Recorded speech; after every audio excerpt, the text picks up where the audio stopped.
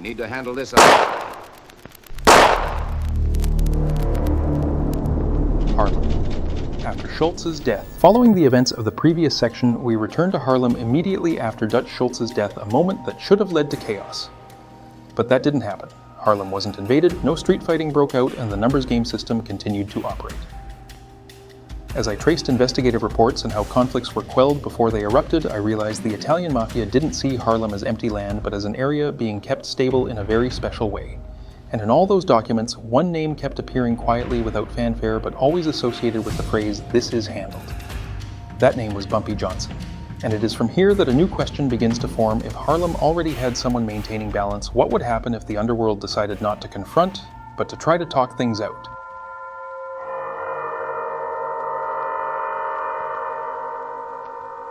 A private meeting in Manhattan. That meeting was not recorded in any official minutes. There was no invitation, no written address, no witnesses other than those who needed to be present. But according to historical studies and post-mortem analysis, what happened afterward showed that this meeting was real and decisive. After the name Bumpy Johnson repeatedly appeared in reports and anecdotal accounts, the Italian Mafia came to a pragmatic conclusion. Harlem was not empty land, it was occupied. And if they wanted Harlem to continue to be profitable, without becoming a hotspot attracting police, they needed to talk to that person. According to many historical sources, the chosen location was Manhattan, a neutral area. Not Harlem, not the Bronx, a place not belonging to the territory of any side. This was a message in itself. Bumpy Johnson was invited. Not summoned, not threatened, it was an invitation brief and clear. According to popular accounts, he came alone. No entourage, no display of power, no need to show strength. In the underworld, that wasn't recklessness. It was a way of saying, we speak as people who understand the rules of the game. No one recorded exactly what was said in that room. And this is crucial, because in the underworld, the most important agreements are rarely written down. They are understood and executed. According to later historical analyses, the core content of the meeting didn't revolve around threats. It revolved around risk. Risks of Harlem riots. Risks of police intervention. Risks of disrupted cash flow. The Italian Mafia doesn't need Harlem at all costs. They need Harlem to be stable. And Bumpy Johnson, the way Harlem has operated all this time, has proven that he understands this better than anyone else. According to researchers, the conversation wasn't about who is stronger, but about who controls the consequences. Bumpy didn't come to ask for permission, nor did he come to challenge. He came with a very simple reality. Harlem could continue to operate peacefully, or Harlem could collapse and then everyone loses. What made this meeting different was not the immediate outcome, but what didn't happen afterward. There was no war over territory. There was no new wave of violence. There was no massive influx of outside groups into Harlem. In the underworld, that was the clearest sign that an agreement had been reached. According to post-event analyses from this point on, Bumpy Johnson was no longer just a problem solver in Harlem. He became a point of contact. If something happened in Harlem, outsiders wouldn't take matters into their own hands. They would seek out the man who sat in that room. And it was here that Bumpy Johnson's position began to quietly change. No new title, no public declaration, no headlines, only a new reality.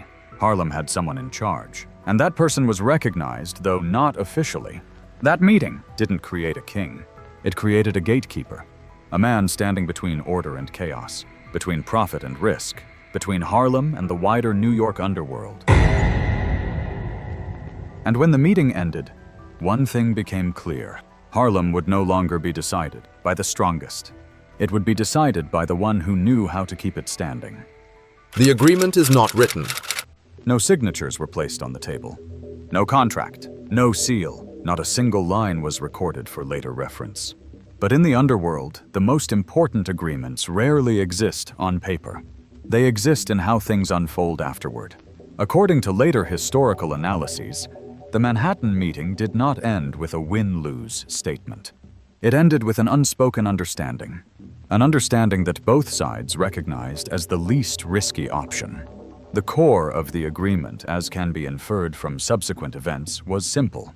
The Italian Mafia did not directly enter Harlem. They did not set up headquarters. They did not send people to stand on the streets. They did not impose overt control. In return, a portion of the benefits from the numbers game system was shared discreetly and steadily. And most importantly, Bumpy Johnson was responsible for keeping Harlem peaceful. Not nominally, not by title, but by consequences.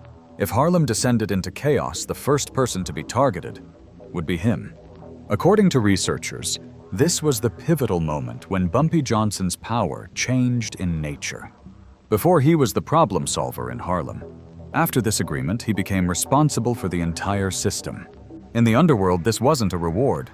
It was a burden. Because from that point on, Bumpy had more than just to maintain order in Harlem.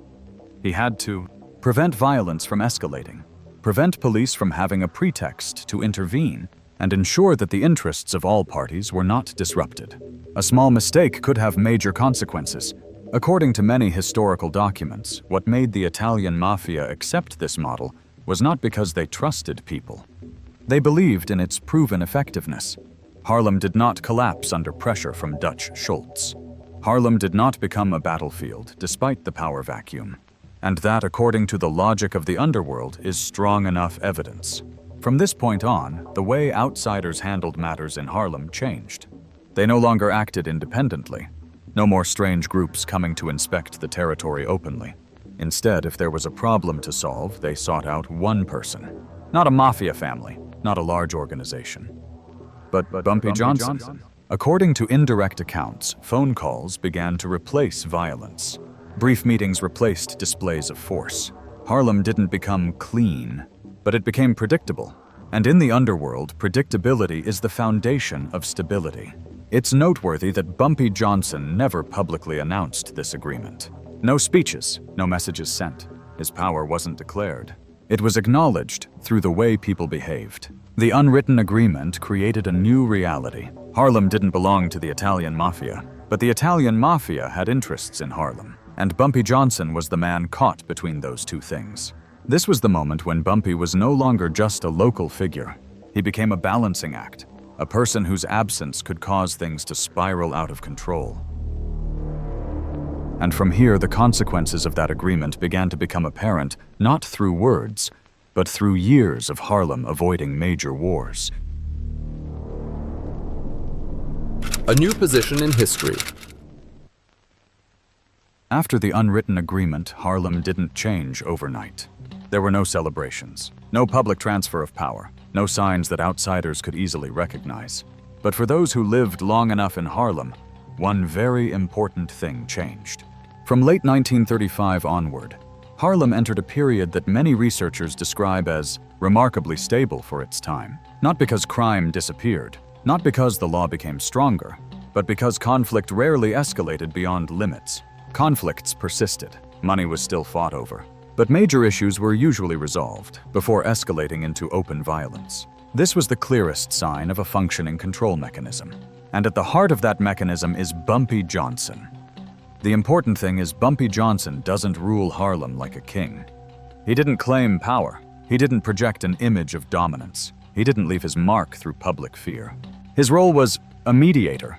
If there were problems between groups in Harlem, he was the one to speak up. If there was outside interference, he was the first to be contacted.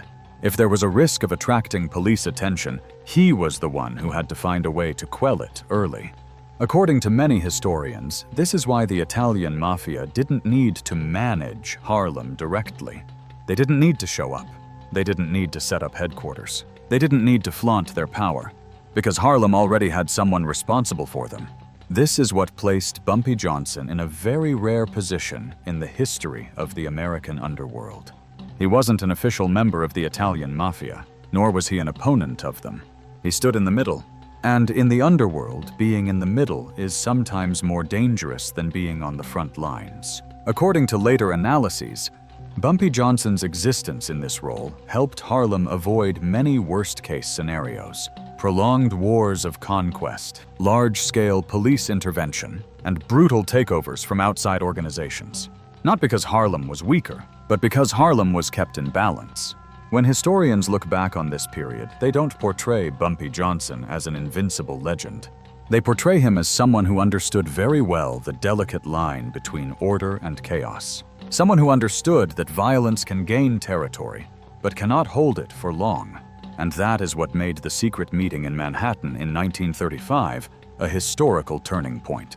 Not because it created a new kingpin, but because it created a different model of power. A model based on risk control, maintaining stability, and understanding that sometimes the most important thing is what doesn't happen. When this story is told today, it's not to glorify the underworld. It exists as a historical lesson about how power operates in the gaps that the law doesn't reach. And in that story, Ellsworth Raymond Bumpy Johnson is remembered not just as a Harlem figure, but as a balancing point in its most perilous moment. And perhaps that is why history doesn't remember him for what he destroyed, but for what didn't collapse.